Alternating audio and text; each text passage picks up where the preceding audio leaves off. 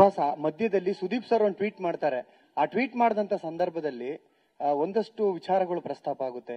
ಏನು big boss ನಲ್ಲಿ ಪರಭಾಷಿಗರ ಒಂದು ಹಿಡಿತ, ಸೊ ಕನ್ನಡಿಗರಿಗೆ ಯಾವುದೇ ರೀತಿಯಾದಂತ ಒಂದು ಬೆಲೆ ಇಲ್ಲ.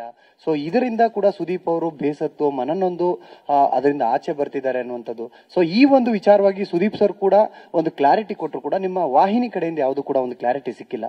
ಸೊ ಆ ಒಂದು ಆರೋಪಕ್ಕೆ ಆ ಒಂದು ಇದಕ್ಕೆ ನಿಮ್ ಕಡೆಯಿಂದ ಏನ್ ಕ್ಲಾರಿಟಿ ಸಿಗಬಹುದು ಸರ್? ಬಿಗ್ ಬಾಸ್ ಅನ್ನೋದು ಒಂಥರ ಇಂಟರ್ನ್ಯಾಷನಲ್ ಫಾರ್ಮೆಟ್ ಸರ್. ಅದು first of all India format ಅಲ್ಲ ಅದು. ಸೊ ಇವಾಗ ಬಂದಾಗ ಆ ಶೋನ ಮಾಡೋ ಪ್ರೊಡಕ್ಷನ್ ಇಟ್ ಸೆಲ್ಫ್ ಮುಂಬೈಯಿಂದ ಬರ್ತಾ ಇರೋದು ಟೆಂಡಮಲ್ ಕಂಪನಿ.